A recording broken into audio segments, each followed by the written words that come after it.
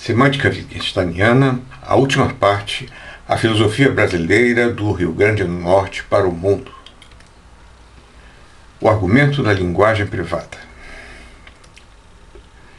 O argumento da linguagem privada pode ser interpretado como uma objeção profunda contra a possibilidade de uma linguagem fenomenal com a qual nos referimos a estados mentais internos.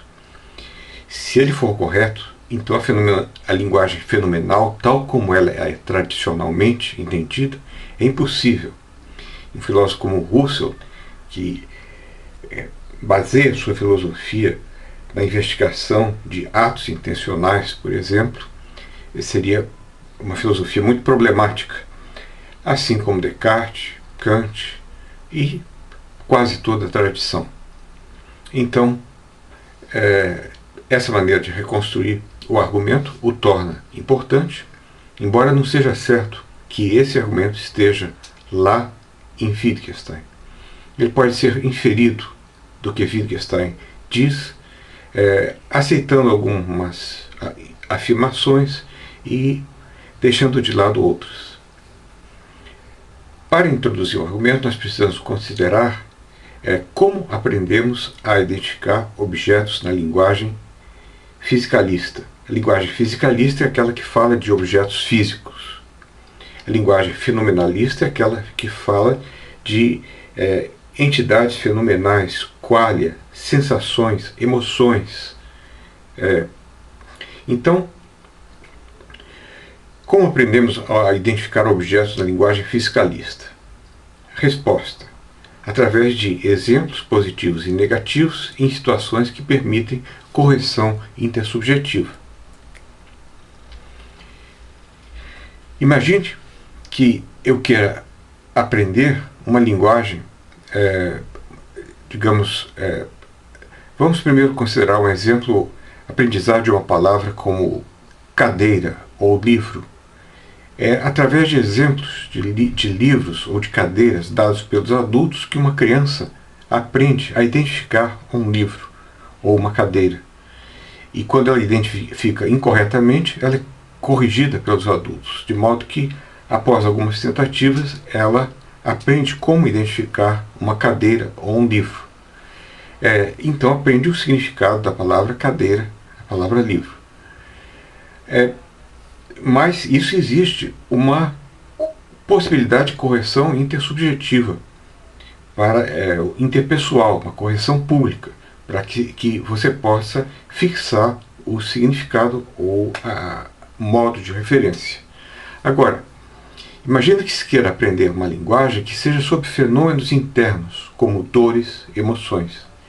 Nesse caso, é impossível a checagem intersubjetiva, alguém me dizer que eu estou realmente sentindo aquela dor e que eu estou empregando corretamente a palavra dor para o sentimento interno que eu estou tendo. Não é cócegas ou outra coisa. Então, tudo que o falante pode fazer é prestar atenção em uma sensação X, pensa Wittgenstein, e aplicar a palavra, digamos como apontando um dedo internamente para a sensação. Então você aplica a palavra de. Mais tarde, quando a pessoa outra vez sente X, ela aplica a mesma palavra de, como no esquema abaixo.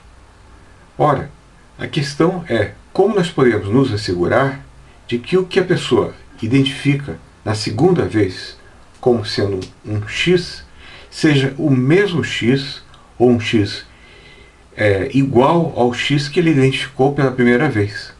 Se é realmente a dor, se ele não está sentindo uma outra coisa e tendo a impressão de que está sentindo a mesma coisa, ou talvez não esteja sentindo nada.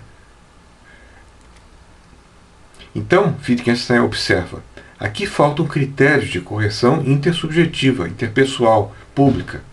E onde esses critérios não existem, nós não podemos distinguir o seguir uma regra da mera impressão de se estar seguindo uma regra. Mas essa distinção é necessária, pois sem isso nós não podemos construir as regras de uma linguagem que faça referência a estados mentais internos. A conclusão de Wittgenstein é a de que a linguagem fenomenal pela qual nos referimos a objetos internos não existe, pois ela teria de ser uma linguagem privada, a cujos objetos só o falante tem acesso.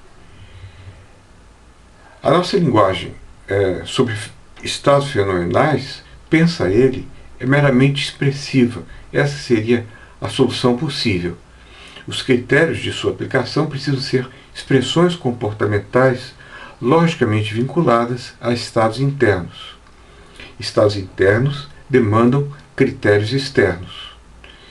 Primeiro, seria mais ou menos assim: alguém chora, e depois você substitui o chorar por dizer ai, ai, e depois substitui por algo mais linguístico: eu sinto dores.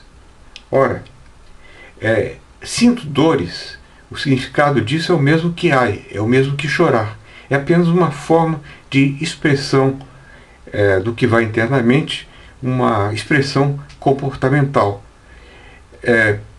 O problema é a ligação, e a ligação entre a frase sinto dores e o estado interno tem que ser uma ligação quase lógica, ou que não seja indutiva, porque se indutiva você não tem critérios, mas que também não seja absolutamente necessária.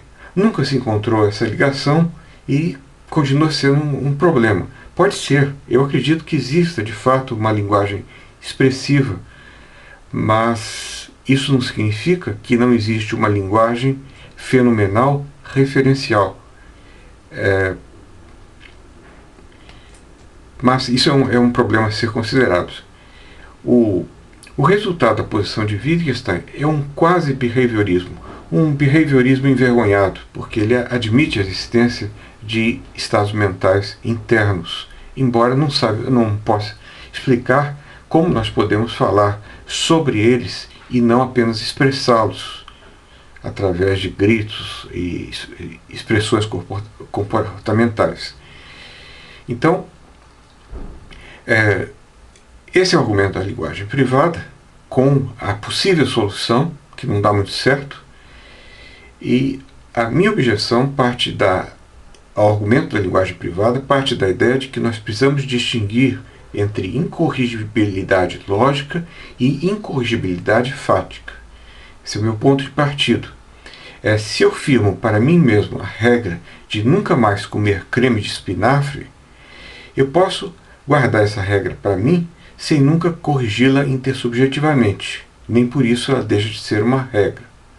Então, é possível que certas regras não sejam faticamente corrigidas, como a minha regra de não comer nunca mais creme de espinafre.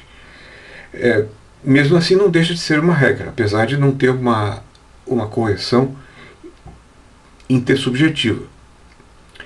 Ora, o problema é que as regras referenciais da linguagem fenomenal parecem ser logicamente privadas e não apenas faticamente privadas. Mesmo que outras pessoas penetrassem em nossas mentes, elas teriam acesso às suas versões de nossos estados mentais privados.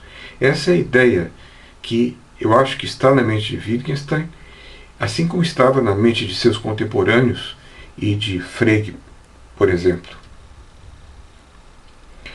Esse é o princípio da incompatibilidade lógica dos estados mentais fenomenais.